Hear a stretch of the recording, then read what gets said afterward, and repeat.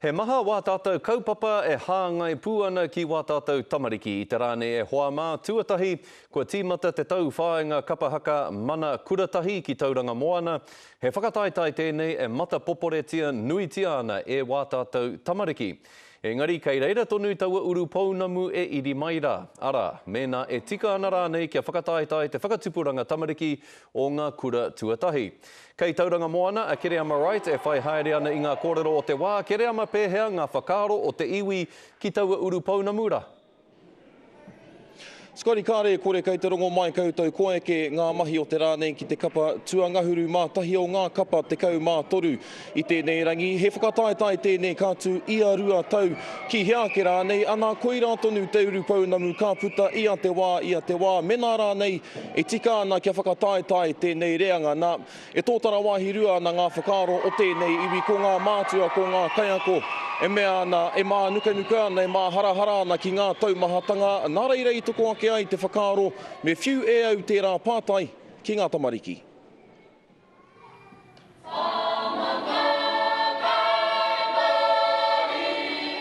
He reo rō reka.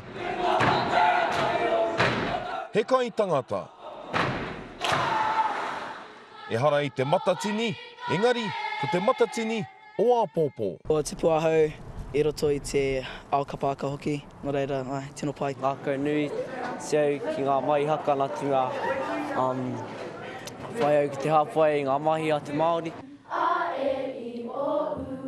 Mai anō I te tīmatanga o tēnei kaupapa I te tau rua mano, kokoke marika tēnei hui me te kounga hoki. Engari ri te tonu te mai ake o te pātai, me nā e tika ana kia whakataetai tēnei reanga, kaore rānei. Ko te mea ua, mā rātou ngā mea taumaha hoki, etahi kia tū pērā ki ngā ropu Pākeke. Pērā I ngā Pākeke kaore kore ka tipuria ngā tamariki e te hopo e te ā mai hoki, engari e ai ki ngā tamariki, mā te upoko pakaru, karite. Whakatahi mātai I ngā hararei, I mua I ngā hararei, ngā mao te kura, kia eke mātai ki tēnei taumata. Ka wepua tō tātou kaiako ea mātou kia mahi ngā mea tika. Mēnā kāre, ka papohoronuku mātou, ka mamai. Ko ia tētahi mā harahara o te tini o ngā mātua kaiako hoki, ko te nui o te hae pāpaka tau ki runga I ngā tamariki. Nā reire I whiu a te pātai ki te hunga e pī kau ana I ngā mahi. He ua tēnei mahi kia koutou?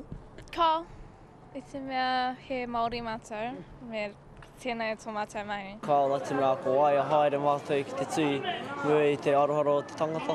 Kamutu e ai ki tēnei kai whakawā kaiako hoki, mā te whakataetai e angi tū ai ngā mahi, mai I mua, ki muri.